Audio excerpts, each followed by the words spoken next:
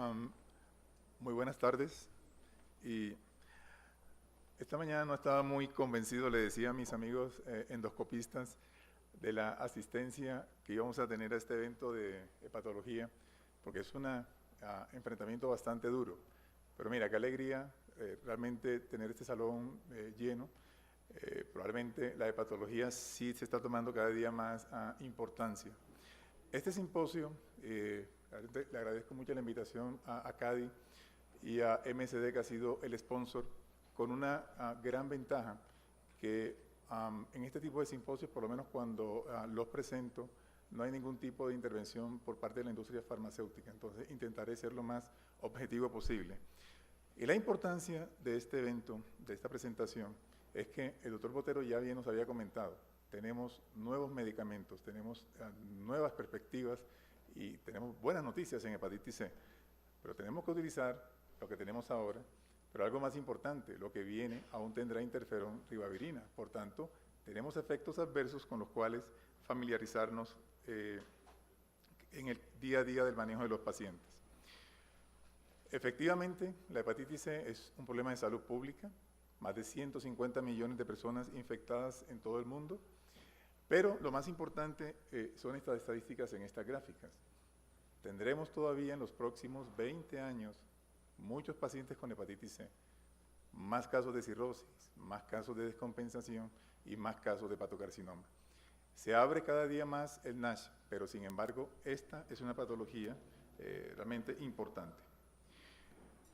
Antes del inicio de la triple terapia, esta es una publicación muy reciente pero que hace hincapié en eso, fíjense en los Estados Unidos cómo, basados en una estadística de 1% de prevalencia, alrededor de 3 millones de pacientes infectados, el 50% se calcula que han sido detectados, pero de estos solamente tratados el 7 al 11% y solo curados el 5 al 6%. O sea que hay un gran porcentaje y una gran población de pacientes que todavía está por detectar, pero algo más serio, está detectada y está por iniciar tratamiento. Siempre se ha recomendado el tamizaje en grupos especiales.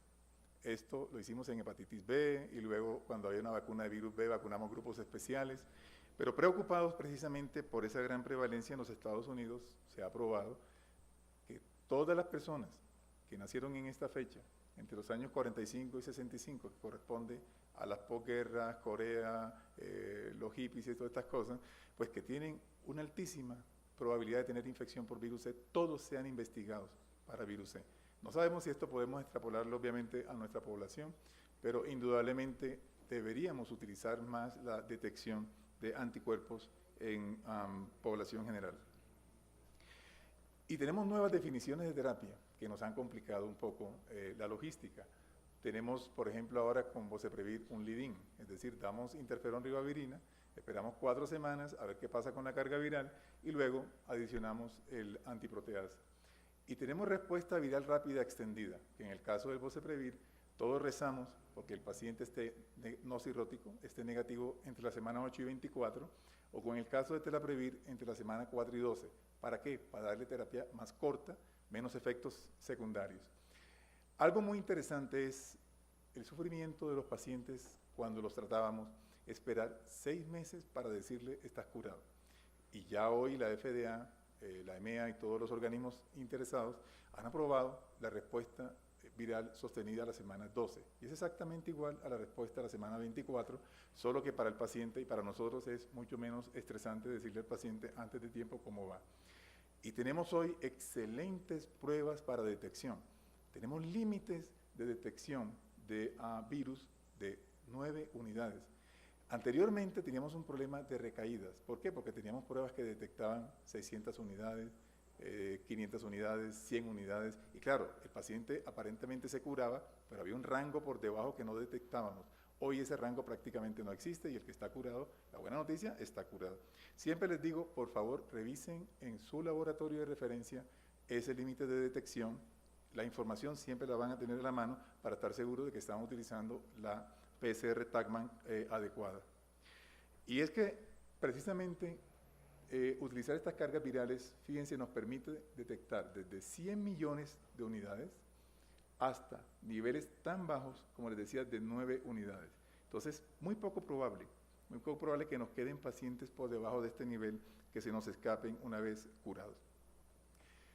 A diferencia del virus de la hepatitis B, donde es triste, nunca los curamos. O sea, realmente de vez en cuando tenemos pacientes que negativizan antígeno a superficie y aparece anticuerpo, pero esto es casi milagroso. ¿Por qué? Porque este es un virus que se integra al material genético del huésped.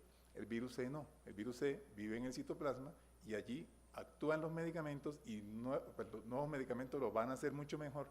Y obviamente estos pacientes sí los curamos. Y esa es la buena noticia que hay que darle a los pacientes. Siempre que hablamos de curación, es curación. Es decir, quitamos el virus y obviamente cambiamos el pronóstico de toda la enfermedad. Pero esta curación, si es a largo plazo, ese es el miedo que a veces tenemos, porque claro, le decimos al paciente, listo, mira, pasaron 3 meses, 6 meses, estás curado. Bueno, siempre con la terapia dual hablábamos de un 99% de respuesta viral sostenida y curación. Lo interesante es que hay estudios recientes con inhibidores de proteasa y polimerasa, y este estudio de Viena con 103 pacientes, fíjense, en un seguimiento a 21 meses, después de estar curados, hay una probabilidad de un 2% de recaídas tardías. Es decir, seguimos todavía con la inquietud de que a las 12 semanas estás curado, pero yo habría sido un mal discípulo de Jesús, seguramente Santo Tomás, ver para creer. Yo siempre hago cargas virales al 6º mes y al año. ¿Por qué? Porque en estos estudios las recaídas suelen presentarse entre el 8º y el 10º mes. Entonces, la buena noticia, los curamos 99%, 98%, pero siempre sigan a los pacientes que hay un mínimo margen de recaídas tardías. Y curar significa cambiar totalmente el pronóstico. Mortalidad global es mucho menor, mortalidad hepática, cáncer y falla hepática. Y que quizás es uno de los estudios mejor llevados, tiene una ventaja logística y estadística y epidemiológica que se echa en pacientes cirróticos, los peores pacientes. Y esos son generalmente los que nos consultan o los que nos envían a nosotros a los centros de referencia. Curar significa cambiar el pronóstico del paciente. ¿Por qué se retrasó tanto los antivirales nuevos? ¿Por qué estos inhibidores de proteasa, polimerasa, etcétera, que tenemos? Porque este es un virus difícil, es un virus que no tuvo modelos animales de replicación. Cultivarlo siempre ha sido un problema, hasta tal punto que hubo que crear unos modelos de replicación subgenómica, los replicones, donde partecitas del virus eran las que se replicaban y de esa manera se pudieron probar los medicamentos. Ya hoy es un virus que se ha visto con microscopía electrónica, es muy esquivo por una sencilla razón. El virus siempre viaja con unas moles de moléculas de LDL al lado. Él casi nunca viaja solo o viaja con inmunoglobulinas. Esto hace que verlo en suero sea bastante complejo. Algo interesante, dentro de todos estos procesos que nos han permitido conocimiento del virus, sabemos que existen varios receptores en la superficie del virus, al menos hay unos 6 o 7 receptores que permiten el ingreso, pero lo más interesante es ir aclarando el proceso de replicación viral. Recuerden que este es un virus de RNA, por tanto, una vez entra por acción de una vesícula endocítica, se libera el material genético. El RNA del virus es un RNA mensajero que viaja inmediatamente hacia el retículo endoplásmico y aquí hay la traducción de la proteína, que es una proteína que tiene 10 proteínas, de las cuales 3 o 4 son estructurales y 6 son no estructurales. El conocimiento de las proteínas no estructurales ha sido vital, porque estas proteínas participan en el proceso de replicación. Específicamente hay una porción, la NS4B, que crea todo este andamiaje que se llama complejo de replicación. Parte del RNA mensajero viene aquí a sintetizar poliproteína y parte del RNA mensajero viene acá a sintetizar más tiras de RNA negativas, positivas, y de esa manera el virus es capaz de replicarse 1 trillón de partículas virales cada día. Pero lo muy bonito, lo más interesante de la biología molecular es que este conocimiento de partículas, claro, permitió el desarrollo de moléculas que podían bloquear todo el proceso de replicación. ¿Y qué deseamos nosotros de los antivirales nuevos? Obviamente necesitamos curar el 100% de los pacientes en tiempos muy cortos, o sea, 1 año, ya decía el doctor Botero, es demasiado sufrimiento, que estén libres de eventos adversos, ojalá fuera interferón, que se administren una vez al día, que sean eficaces, pangenotipos. En realidad, sí tenemos un medicamento pangenotipo, la ribavirina. Estos serían nuevos medicamentos pangenotipo. Muy alta barrera de resistencia, que no la tenemos ahora. Estos antivirales inicialmente tienen algún grado de resistencia y ojalá no interacciones. Fíjense que todo este conocimiento de receptores, sistemas de replicación, esta partícula de RNA pequeño que se pega al RNA mensajero y lo lleva hacia el ribosoma, que es también una partícula contra la cual se han desarrollado medicamentos, ha permitido el desarrollo de de estas nuevas drogas. Los antiproteasas. Esta enzima NS3, NS4A, es la que se encarga de romper toda la poliproteína para que cada fragmento vaya a un sitio específico de la replicación viral. Por tanto, es interesante, si la bloqueamos, no hay replicación viral. Por eso fue el primer blanco que se investigó y aquí tenemos boceprevir y telaprevir como inhibidores de esta enzima y más recientemente de segunda generación, cimeprevir, que está próximamente a su aprobación.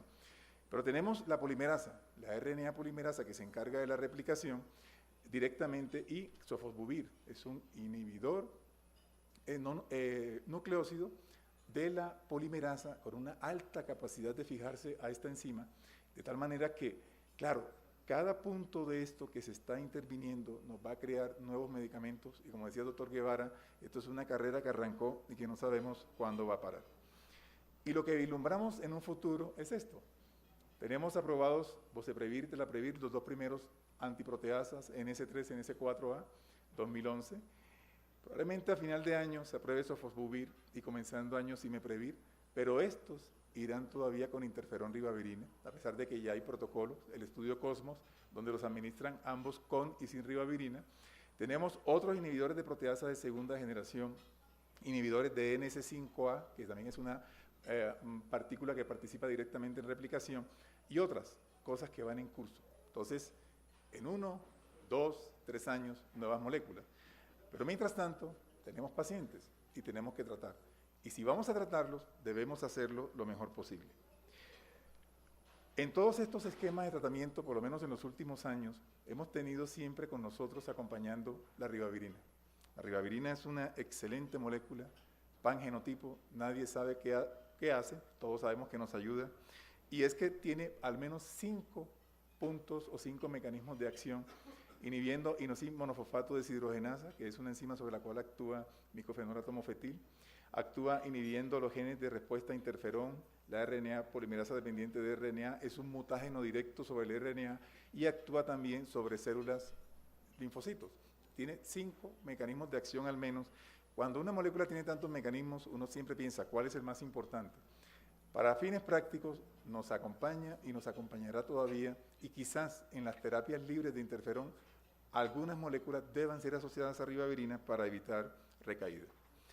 Y el efecto secundario más temido de la ribavirina siempre es la hemólisis. Y la hemólisis está dada porque la ribavirina se debe fosforilar para ser activa y se acumula dentro de células no nucleadas como el glóbulo rojo y no hay forma de que se defosforile, de tal manera que aquí crea mecanismos directos y mecanismos inmunes por lo cual produce hemólisis. Sin embargo, tiene otra cantidad de efectos adversos importantes que siempre debemos tener en mente. Hoy, 2013, tenemos aprobados los 2 medicamentos antiproteasas. Este es el punto de acción de la serinproteasa NS3, NS4A. Y estos medicamentos, ¿en qué nos han ayudado?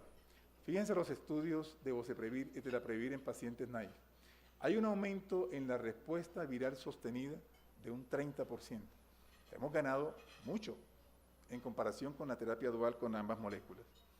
Y esto también lo vemos en pacientes no respondedores previos, donde hemos ganado de un 20% a casi un 66%. En el caso del boceprevir, siempre es mayor la respuesta, ambas moléculas en los pacientes que han tenido recaídas, comparativamente con los pacientes que han sido respondedores parciales o respondedores nulos.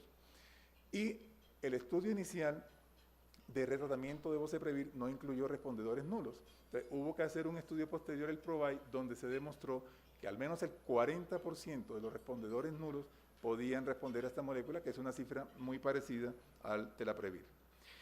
Y en el caso del Telaprevir, el estudio Realize muestra efectivamente cómo los pacientes relapsing tienen una probabilidad de respuesta bastante elevada. Pero tenemos un grupo especial, particular, los pacientes cirróticos. Los pacientes cirróticos usualmente tienen menos respuesta, tanto los naïf. Sorprendentemente, los pacientes cirróticos compensados que están en recaída van muy bien en retratamiento con Boceprevir y van muy bien en retratamiento con Telaprevir. Sin embargo, los demás cirróticos no van tan bien. Los que han tenido respuestas parciales o los que son respondedores nulos, realmente son grupos sobre los cuales la intervención terapéutica que viene debe ser bastante directa. Y ya se veía esta mañana los factores predictivos pre-tratamiento. Si tenemos pacientes de raza afroamericanos, mayores de 40 años, más de 800.000 unidades, genotipo 1A, y esto es importante, las nuevas moléculas vencen esta diferencia genotípica. El genotipo 1A siempre tiene más tendencia a hacer resistencia y recaída.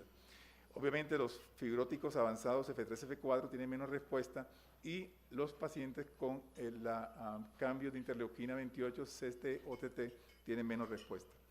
Pero hemos aprendido, por ejemplo en el caso del Boceprevir, igual es válido para Telaprevir, la respuesta dinámica. Ir viendo la carga viral, la terapia guiada bajo respuesta es mucho más importante que a veces lo que pasa antes. Fíjense que yo llegué a un momento en que no trataba pacientes obesos. Le hacen cirugía bariátrica y lo tratan. Ahora no. Los obesos con estas moléculas que son tan potentes y las que vendrán que son más potentes, probablemente ya no nos interesa tanto la respuesta. Fíjense, en los pacientes con Boceprevir, el lead-in, que significa que yo la cuarta semana debo tener más de un logaritmo de disminución de la carga viral, implica una notable respuesta viral sostenida tanto en pacientes naïf como en pacientes que han sido tratados previamente. Y hay una mejor noticia todavía, y es, si ustedes tienen pacientes cirróticos y alcanzan un lead-in negativo a la semana 4, no nos importa que sea cirrótico. Fíjense que a veces tenemos pacientes respondedores parciales porque no llevaron bien terapia o respondedores nulos y no nos explicamos qué pasó. Y de pronto la cuarta semana, cirróticos, 0. Excelente. Estos pacientes tienen curación 90%. Por tanto, ese lead-in es importante y se ha probado con Telaprevir.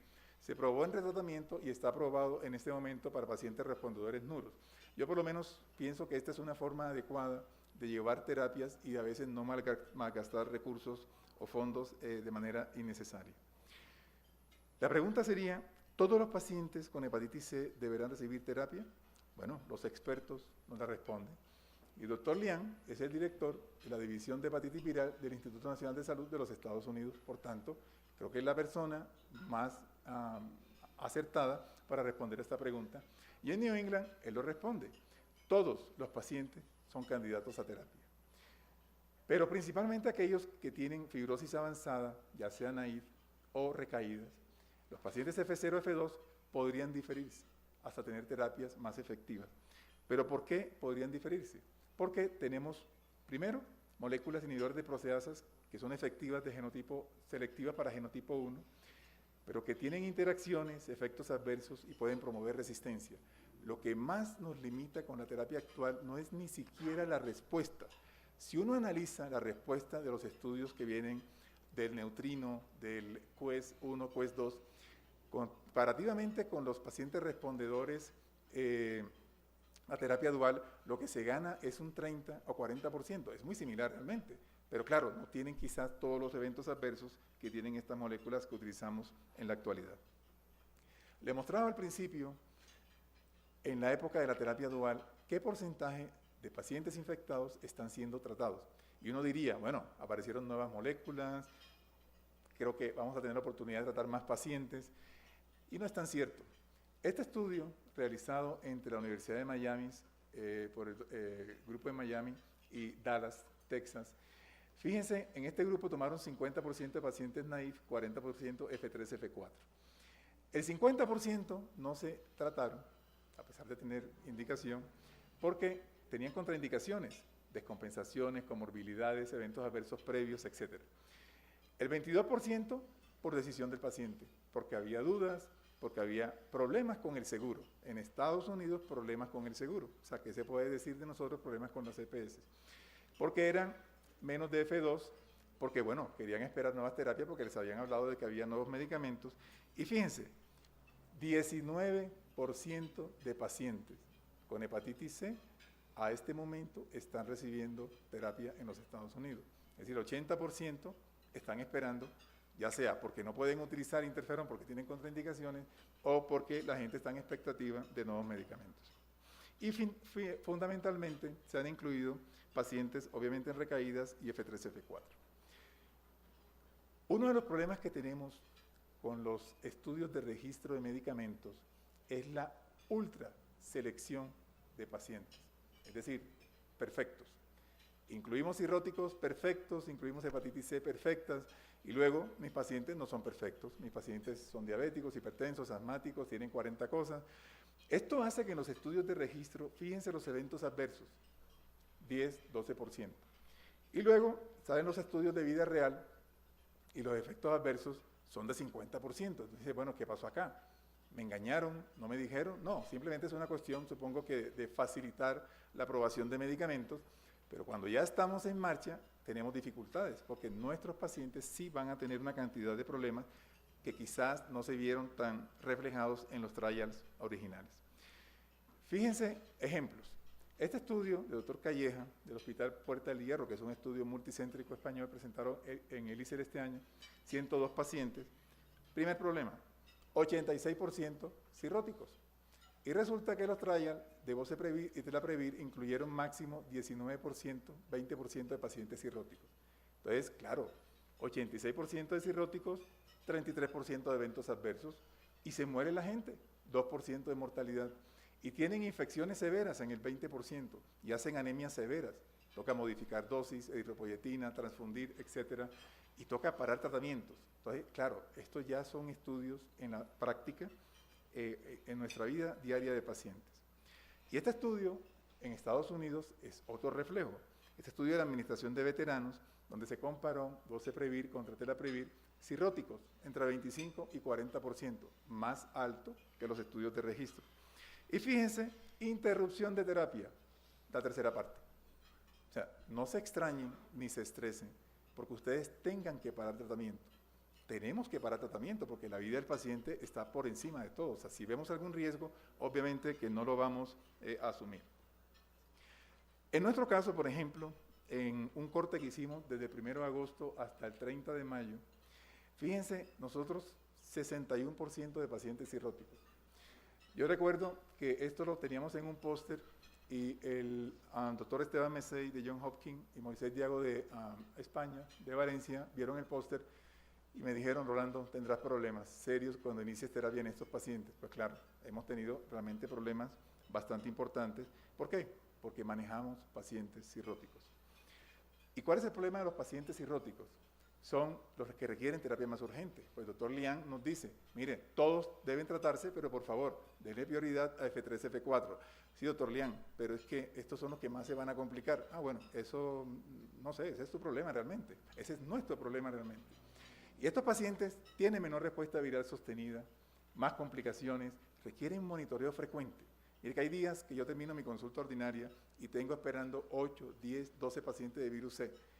Bastante estresante. Y requieren otros medicamentos. Entonces, a lo que ya les ponemos, tenemos otros medicamentos que también tienen efectos adversos. Y tienen más riesgo de recaída durante la terapia y de abandono de terapia. Y algo importante, deben ser manejados en sitios donde haya personal con experiencia. Este estudio, el estudio CUPIC, y Dios bendiga a los franceses por haber hecho este estudio compasivo en su momento antes de haber aprobado la EMEA estos medicamentos, es un estudio que se hizo para evaluar eficacia, pero sobre todo perfil de seguridad en pacientes cirróticos, compensados con un child A MEL menor de 10, incluyeron pacientes con recaídas, respuestas parciales y muy poquitos nulos. En realidad era un criterio de exclusión, pero se fueron algunos. Obviamente con genotipo 1 y no hubo aleatorización, iban entrando los pacientes. Fíjense que se incluyeron 292 pacientes Telaprevir, 205 Boceprevir, obviamente Shaila con un MEL bajo, la tercera parte con varices esofágicas, genotipo 1B, que es un poco mejor en respuesta, más o menos la mitad de los pacientes. Y lo que vimos en este estudio cuya publicación de las primeras 16 semanas se ha hecho reciente en Journal of Pathology, es que los eventos adversos serios se dan entre un 32 y un 45%. Interrupción de terapia en un 25%. Y esto, muerte, se mueren, entre 1 y 2%. Infecciones severas, neumonía, influencia, sepsis, endocarditis, etc. Descompensación hepática. Estas reacciones cutáneas solamente se vieron con telaprevir, no con boceprevir. Y esto es muy importante, falla renal. Ya yo había notado con telaprevir en los primeros pacientes que la creatinina de algunos tendía a aumentarse, entonces, miércoles, diabético, hipertenso, alguna cosa. Luego, a mitad de año, estuve en un congreso en Brasil, en Sao Paulo, de hepatitis viral, y presentaron unas estadísticas entre 6 y 12%. Y luego, en mis pacientes, vamos alrededor del 18% de elevación de creatinina. Lo que hemos visto es que es reversible. Solamente lo hemos visto con telaprevir, es reversible, pero ojo, porque tienen que hacer ajustes de ribavirina. Lo importante de este deterioro transitorio renal es que los obliga a bajar bastante la ribavirina porque la anemia se les acentúa, que creo que quizás es la parte más importante. Y en este estudio, fíjense que es importante, las anemias severas se ven entre un 4 y 11%, pero hay anemias por debajo de 10 gramos en un 25% de pacientes. Transfusiones, bueno, eritropoyetina en la mitad de los pacientes. Transfusiones entre un 6 y un 16%. Y es sorprendente porque todos esperábamos que los pacientes con boceprevir tuvieran más anemia. Y oh sorpresa, es que los pacientes de telaprevir usualmente desarrollan más anemia los pacientes cirróticos. Pero bueno, esto no cambia básicamente la intervención que tenemos que hacer. Hace muy poca neutropenia, hace muy poca trombocitopenia. Luego se hizo la presentación de la respuesta del CUPIC ya al final.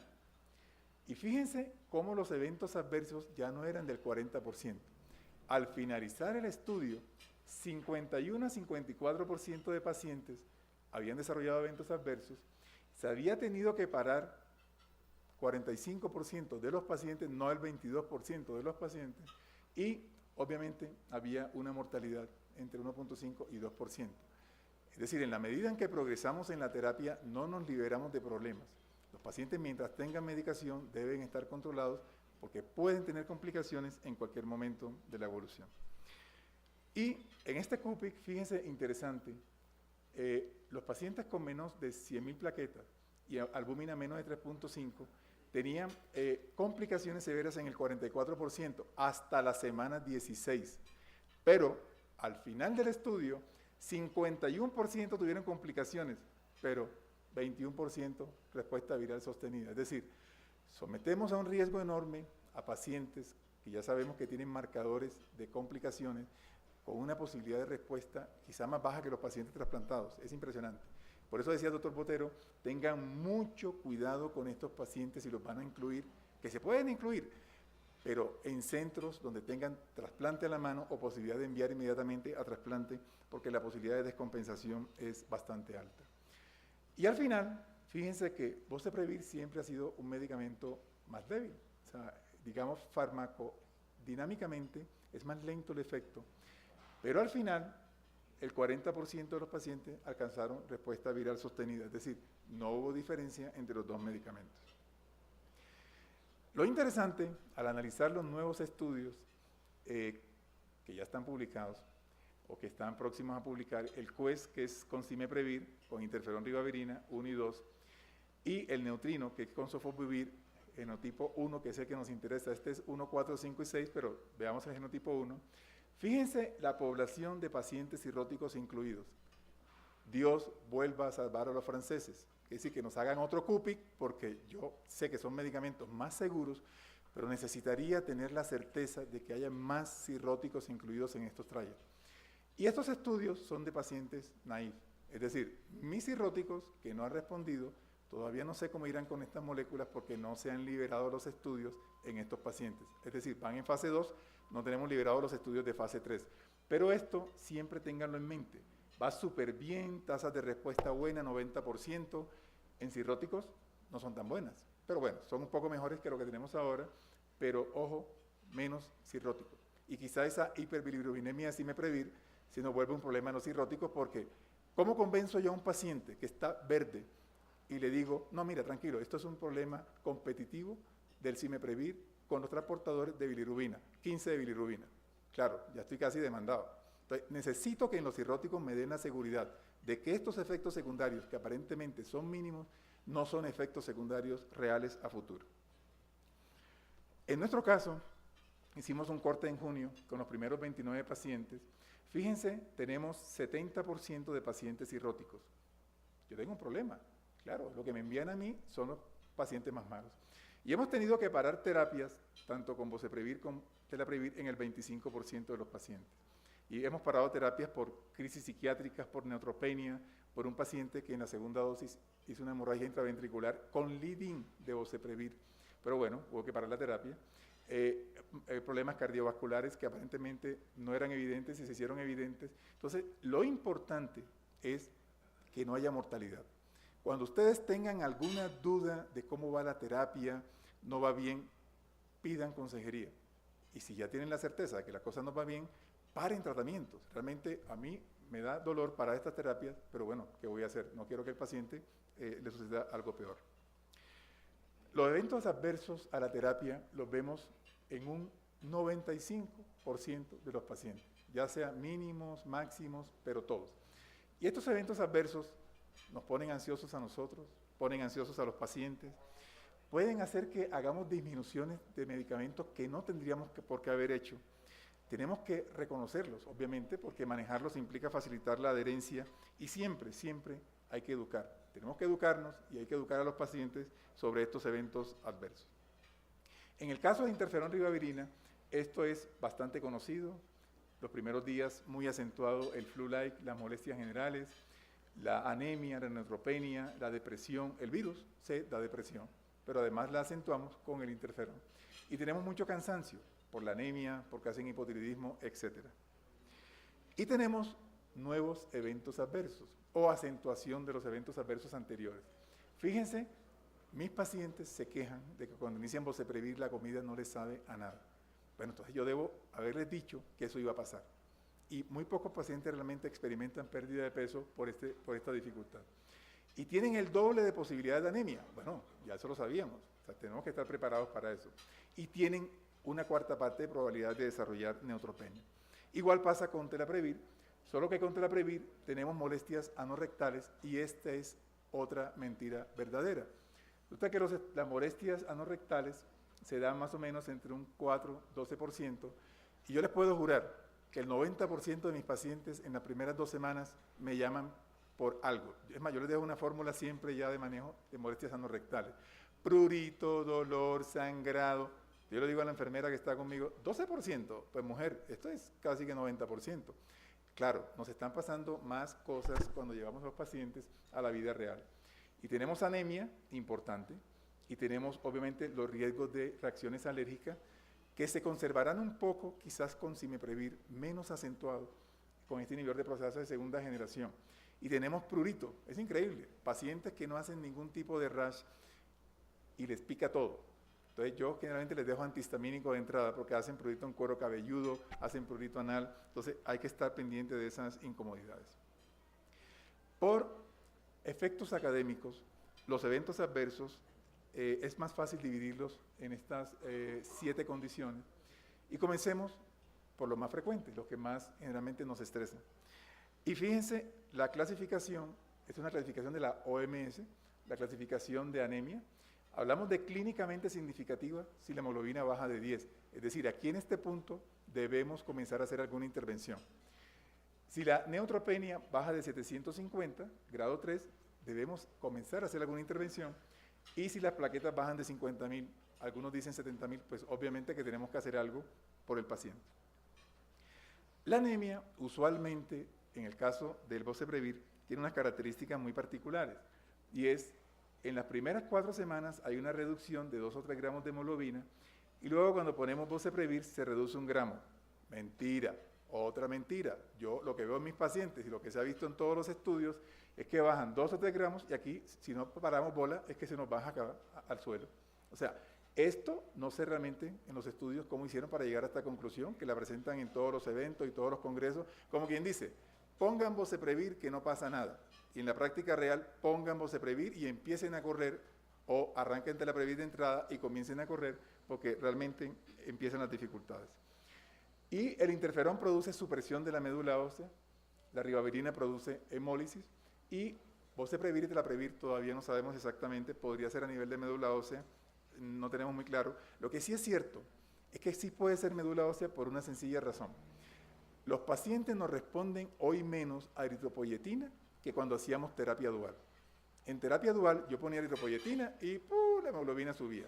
Y ahora con inhibidores de proteasa yo pongo eritropoyetina y es que es bien lenta la respuesta si es que tengo suerte y la consigo y no debo hacer una segunda intervención.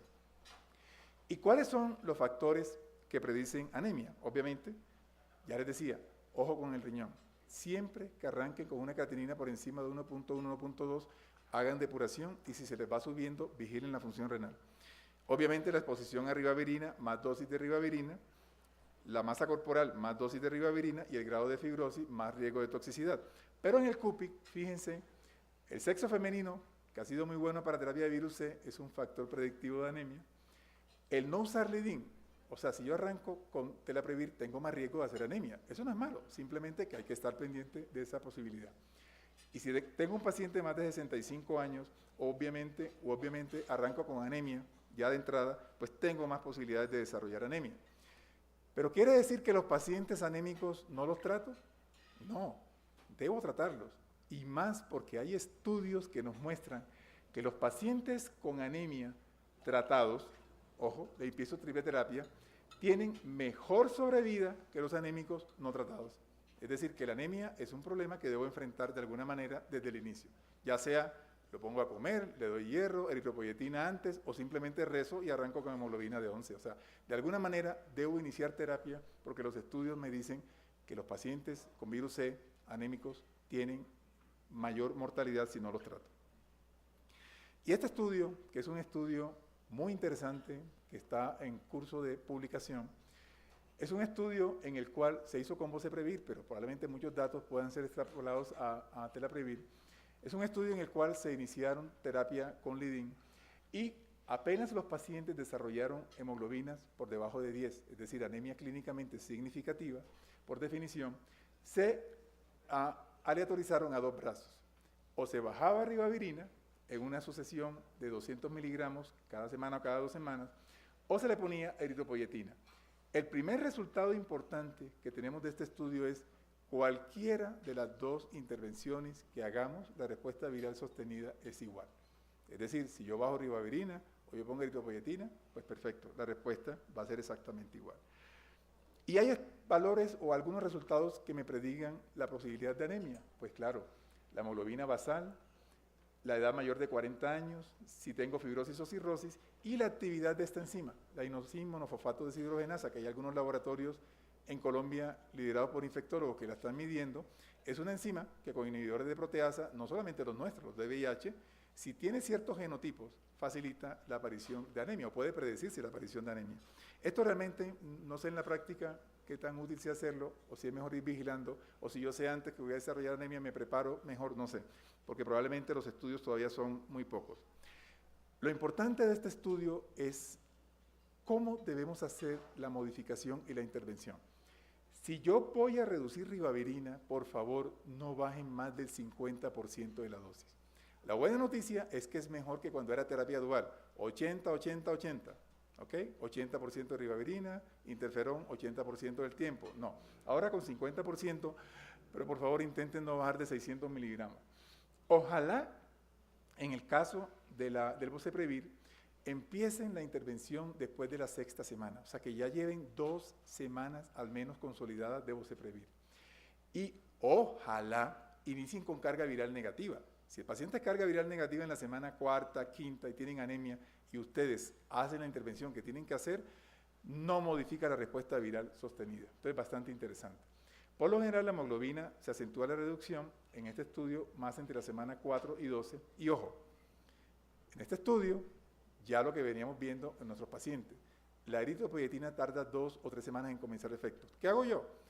Tengo un paciente cirrótico con hemoglobina de 11.8, yo sé que me va a hacer anemia, de una vez, Ángelo, aquí hacemos una cosa que se llama CTC, llenamos papeles por todo.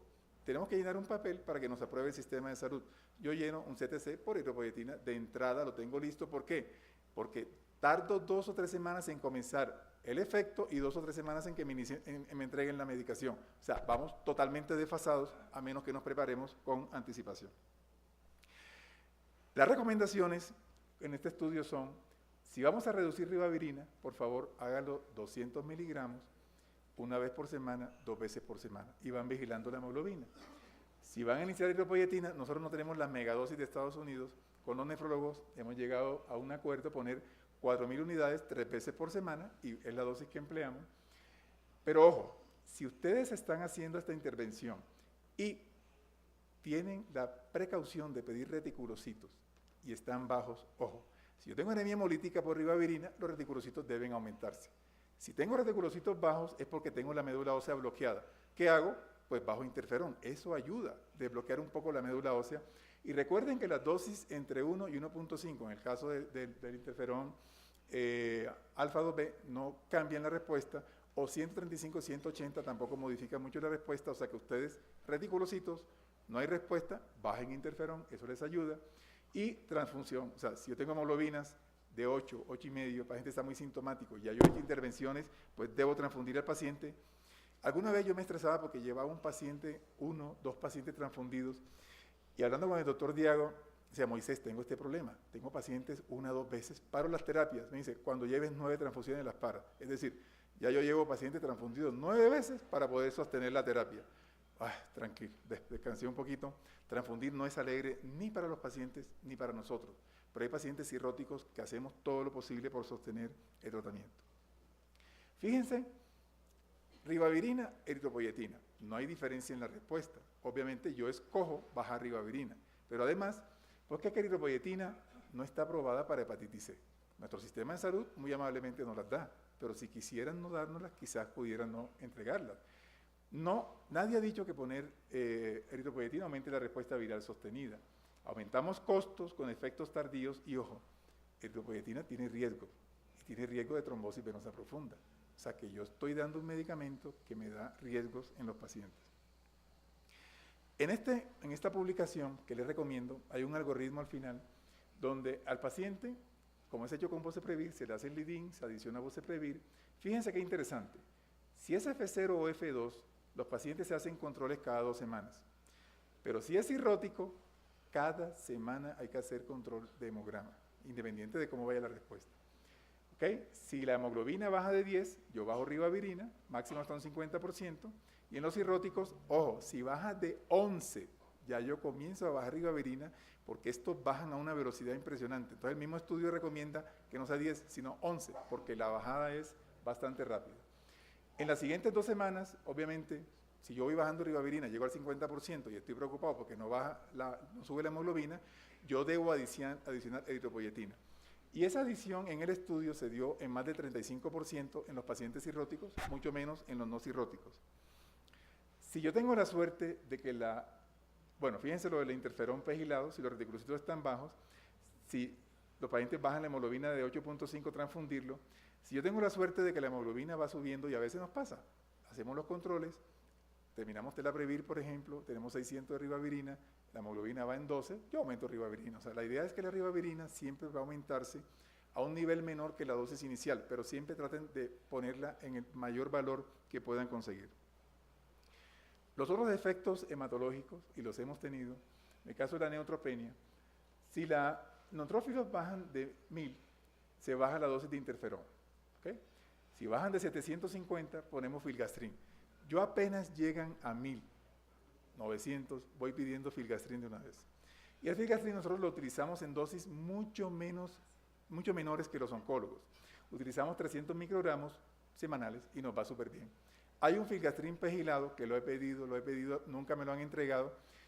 En teoría tendría menos efectos adversos, menos problemas. Sin embargo, nos va súper bien y todos los estudios recomiendan filgastrin semanal sin dificultad.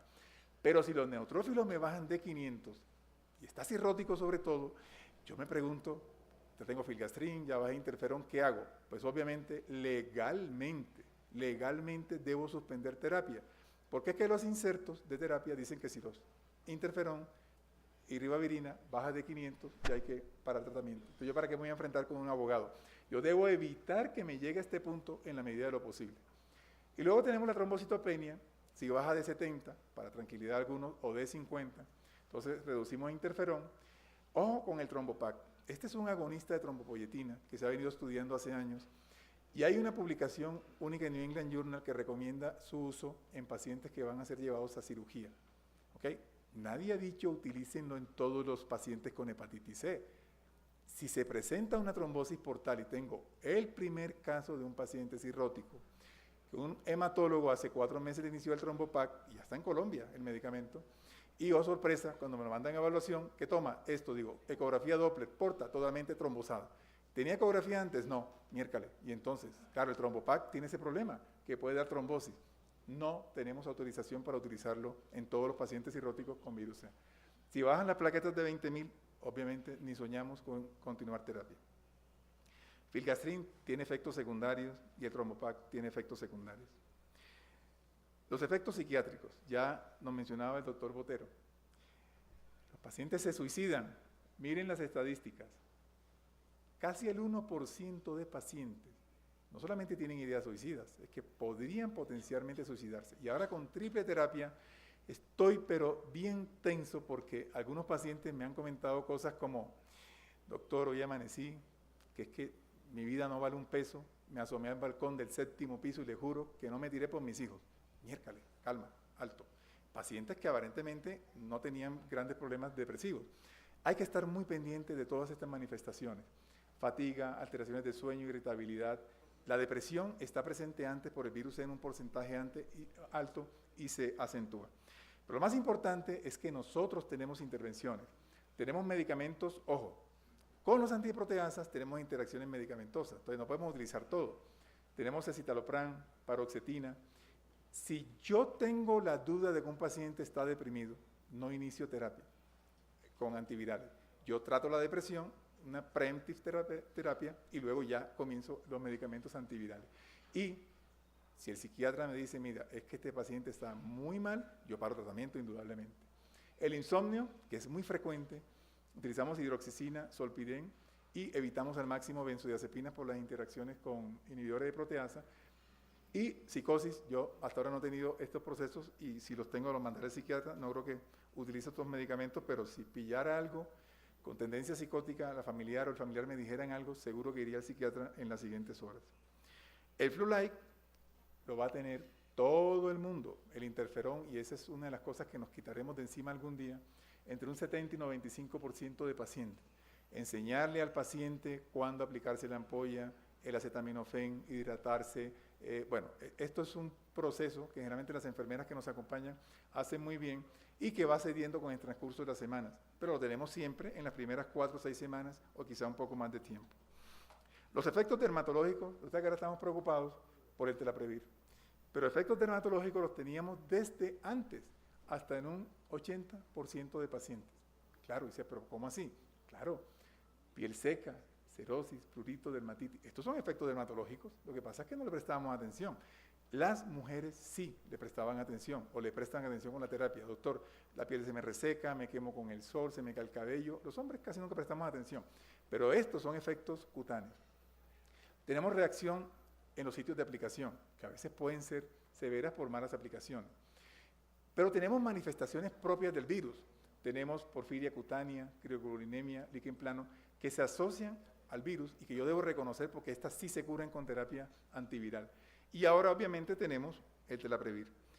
Y con telaprevir aprendimos nuevamente las reglas de quemadura porque tenemos que saber exactamente los porcentajes de lesiones cutáneas para poder tomar decisiones.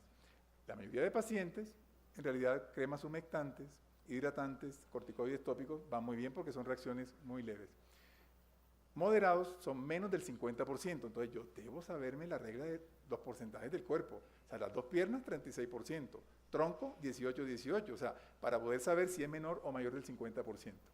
Generalmente en estos casos, nosotros suele manejarse antihistamínicos, manejo tópico, casi nunca hay que suspender telaprevir. Si empeora, obviamente, si pasara el porcentaje de unidad de respuesta, tendríamos que parar telaprevir. Esto lo señalo porque hay algunos estudios, y les juro que no sé cómo hacen, que cuando tienen efectos cutáneos hacen switch a boceprevir. Bendición de Dios. Dios, yo quisiera hacer eso. Eso no debería hacerse. Los antiproteasas no deberían mezclarse. Pero hay publicaciones, no sé cómo, muy alegres supongo yo, me dio reacción alérgica con telaprevir, le pongo boceprevir. Acuérdense que esto hacen reacción cruzada y hacen resistencia cruzada. Entonces no es tan fácil como tomar esa decisión. Si son más del 50%, claro, yo paro telaprevir, me quedo con interferón ribavirina una semana, no hay respuesta, o sea, hay mejoría, le dejo la terapia dual, no hay mejoría, se la quito. Y si hay reacciones muy severas, que gracias a Dios son excepcionales, pues nosotros tenemos que parar terapia.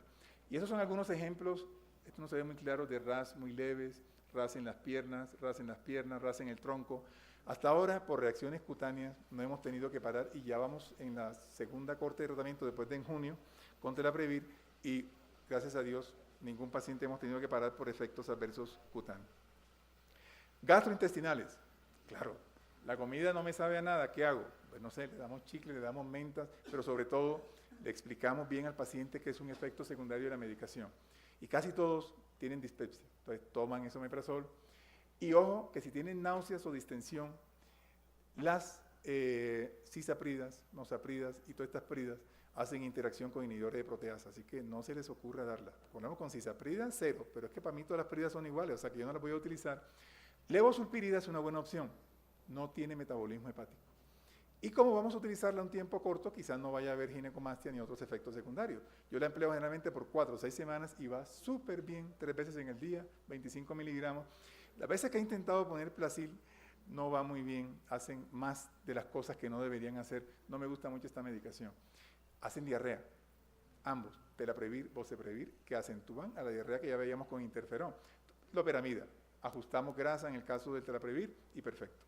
Los síntomas anorrectales, por ejemplo, desde un principio que se detectó esa complicación, se vio que aumentar el consumo de grasa en el caso de telaprevir mejoraba los síntomas. Es como si el telaprevir no se absorbiera y llegara directo al recto y molestara. Lo primero que tenemos que hacer es ajustar la grasa, porque quizá este medicamento no se está absorbiendo bien porque requiere grasa para absorberse. Y luego, a mis pacientes le hago una listica. Utilizar paños húmedos, tenga a la mano lidocaína. En las primeras 24 horas te duele, lidocaína en jalea. Te sigue molestando, supositorio. Mire, después de la segunda semana, nadie se acuerda hasta ahora de los síntomas anorrectales. Pero en las primeras 2 semanas, prepárense que es que el 80% les van a decir, los van a llamar si no están preparados. Entonces, bueno, la ventaja es que la mayoría, al ser gastroenterólogos, podemos manejar esto desde una formulita al paciente antes. Mire, estos son medicamentos que no van a hacer ningún tipo de interacción. Y esto es importante. Todos los cirróticos asegúrense que tengan endoscopia antes de. Solamente si hay una catástrofe les hacemos procedimientos, sobre todo por la sedación. No se les ocurra poner midazolam con telaprevir o boceprevir porque el coma no lo van a poder parar.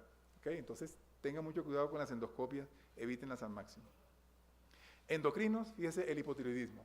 Hasta en un 30%, más frecuente en mujeres, y hay una forma de predecir el hipotiroidismo.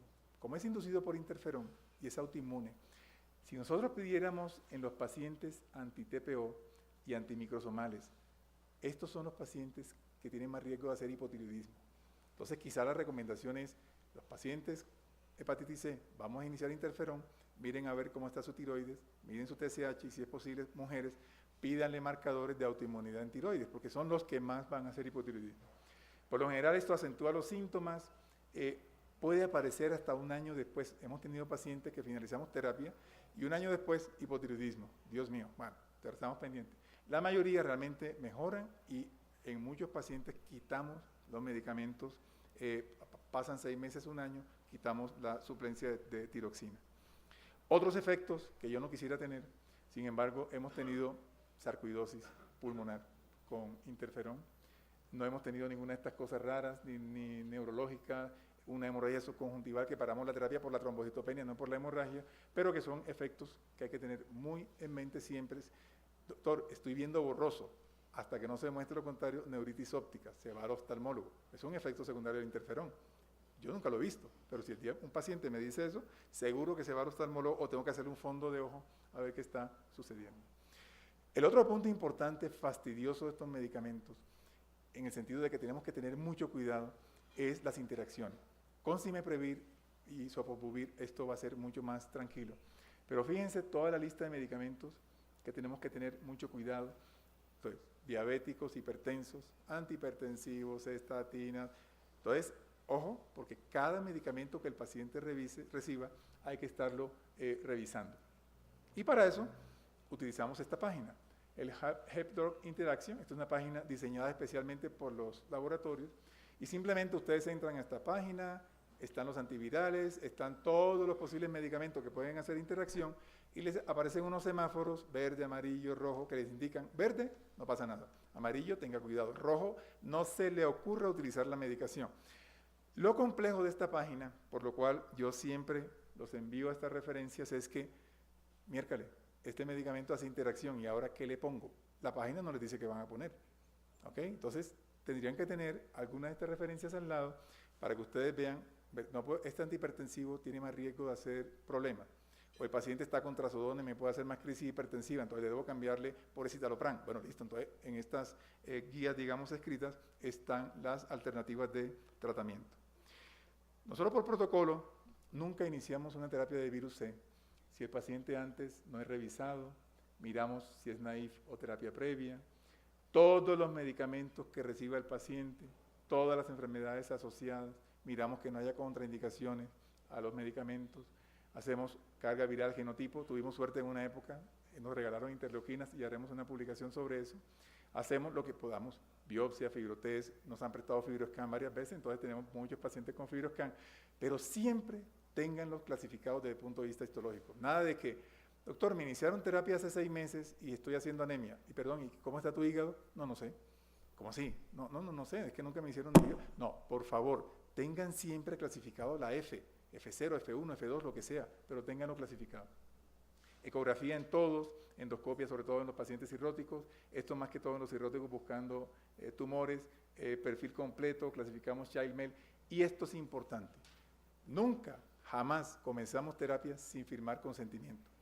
Todos los pacientes tenemos un consentimiento, lo revisan, siempre con un familiar, firmamos los 3 al tiempo, arrancamos tratamiento. Y después de firmar el consentimiento, pedimos la medicación, nunca antes, eso es trampa. O sea, no puedo pedir un medicamento y después poner a firmar el consentimiento. Explico todo lo que va a pasar. Hasta ahora no hemos tenido ningún paciente que nos diga que no, pero nos tardamos un rato en explicarles las cosas. Finalmente, bueno, siempre es interesante como tener algún caso clínico. Fíjense, este paciente, un paciente de 54 años con virus C, con una trombocitopenia en un preoperatorio de una hernia inguinal. Hace 30 años transfundido por una úlcera péptica, una carga viral de 40.000 bastante baja, un fibro TSF4, una buena hemoglobina, neutrófilos bien, pero leucocitos un poco abajo, una buena albúmina, TSH 4.1, una porta dilatada, o sea, hipertensión portal, tiene unas varices pequeñitas, es un cirrótico con hipertensión portal que está muy bien. Tiene más de 100.000 plaquetas, tiene albúmina por encima de 3.5, hombre, este paciente probablemente puede ser un candidato a terapia, ¿verdad? Este paciente efectivamente inicia terapia, le ponemos interferón 2B 100, ribavirina 1000, en la semana 1 la hemoglobina 12.5, 13.5, 12.5, semana 2 11.5. Les voy a mostrar la historia natural sin hacer nada y luego ustedes me ayudan a ver qué hacemos. Semana 3, 11.1. Semana 4, 10.3. Neutrófilos bajan un poco, plaquetas bajan un poquito.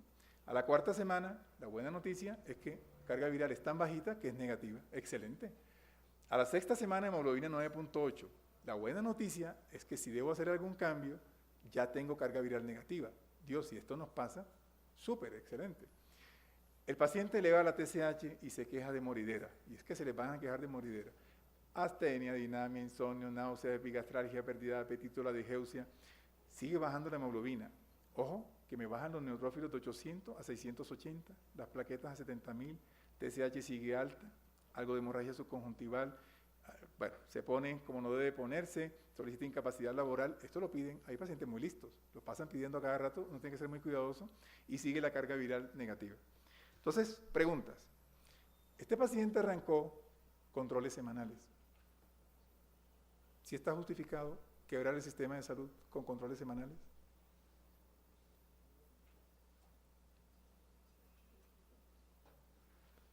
Recuerden el estudio que mostramos de la comparación de ribavirina, el algoritmo final, sí, todo paciente cirrótico, por muy bien que se vea, háganle controles cada semana.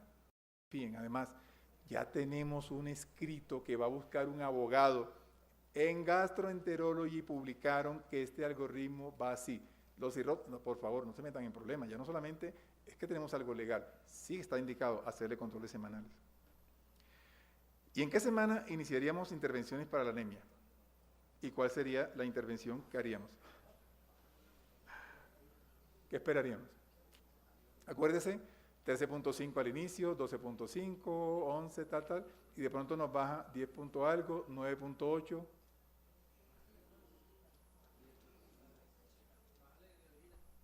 Entonces, primera intervención, bajamos ribavirina, ¿cierto?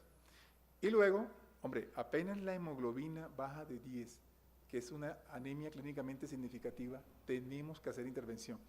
Una recomendación, a veces tenemos pacientes con hemoglobina de 17 y les baja a 12. No tiene 10, pero bajó 5 gramos y está que le da de todo. Comiéncenle a bajar ribavirina, no esperen 10, por favor, porque ya bajó 5 gramos. Y hay estudios que dicen que si baja más de 3 gramos y está sintomático, tenemos que hacer algún tipo de intervención. Como eritropoyetina, no nos puede englosar y demora tanto y tal, bueno, yo siempre lo pido, pero siempre comiencen bajando la ribavirina y haciendo controles cada semana de hemoglobina. Y luego tenemos una tercera pregunta. ¿Tiene indicación para uso de factores estimulantes de colonia o bajamos interferón? ¿Y en qué momento? Entonces, fíjense, en la semana 6 el paciente tiene 800 neutrófilos. Les voy a ayudar, echamos para atrás. Y en la semana 8 tiene 680. Entonces, en esta semana 6, a ver, de 750 a 800, yo tampoco soy tan purista. Apenas llega a 800, ya yo sé que la cosa no va bien porque arrancó con 1600. Algo hay que hacer, comenzamos a bajar interferón. Acuérdense que eso no va a modificar realmente la respuesta. Y obviamente, mucho menos si el paciente va respondiendo adecuadamente. Y si a pesar de eso, y nos pasa con alguna frecuencia, siguen cayendo neutrófilos, por favor tengan filgastrin siempre preparado. O sea, yo los cirróticos, es el segundo CTC, eso es trampa, pero siempre lo tengo pedido por lo menos un par de ampollas, o siempre tengo en algún stock. Y ojo, porque si yo veo que yo bajo interferón y no tengo respuesta, comienzo filgastrin inmediatamente. Bueno, y luego la astenia es solo por anemia, porque siempre le echamos la culpa a la anemia. Entonces va bajando la hemoglobina, le cae la moridera, o sea, ojo, depresión, tiroides, o sea, no se les olvide que hay más de una causa para que el paciente no se sienta bien. Y luego, ¿qué hacemos con las molestias digestivas? Por favor, presten atención, o sea, de verdad, tengo una paciente que bajó casi 18 kilos, o sea, Dios mío, o sea, le juro, pero porque no quería comer, no quería, bueno, esto tocó trabajarle con psiquiatra, psicólogo, depresión, todo, bueno, ya está aumentando peso, y tenemos uno con Telaprevir que se me aumentó 15 kilos, ahí tenemos los extremos, no sé cómo hizo, este señor no era obeso y se aumentó 15 kilos, bueno, le dio la comedera de grasa y eso fue feliz para todos. Las molestias digestivas sí tienen impacto en la modificación de dosis, por tanto, por favor, iníciela tempranamente con los medicamentos que posiblemente están recomendados. Final recomendación, multidisciplinario. Si tienen dudas, no se compliquen la vida. Yo siempre les digo, mire, tengan una enfermera cerca. Ustedes la mayoría son gastroenterólogos, las de endoscopia les pueden ayudar, pero tengan a alguien cerca. Las enfermeras de los programas son excelentes, les ayudan. Ténganla siempre cerca y cualquier médico, que el psiquiatra, yo casi nunca lo utilizo, el dermatólogo hasta ahora nunca, pero bueno, pero si tuviera que utilizarlo, hay un dermatólogo que está avisado por si hay algún tipo de reacción. Tengan siempre un equipo de trabajo a la mano. Y bueno, tratar un virus C es una enorme responsabilidad en este momento. Tendremos todavía un año más, quizás todavía con estos medicamentos, tendremos 1 o 2 años más con sofosbuvir y cimeprevir más interferón ribavirina, tendremos efectos secundarios. Y luego en el 2016-17 tendremos terapias libres de interferón, pero en estos 3 años no podemos parar tratamientos, hay que hacerlos. Y si hay que hacerlos, hagámoslo lo mejor posible. Muchísimas gracias.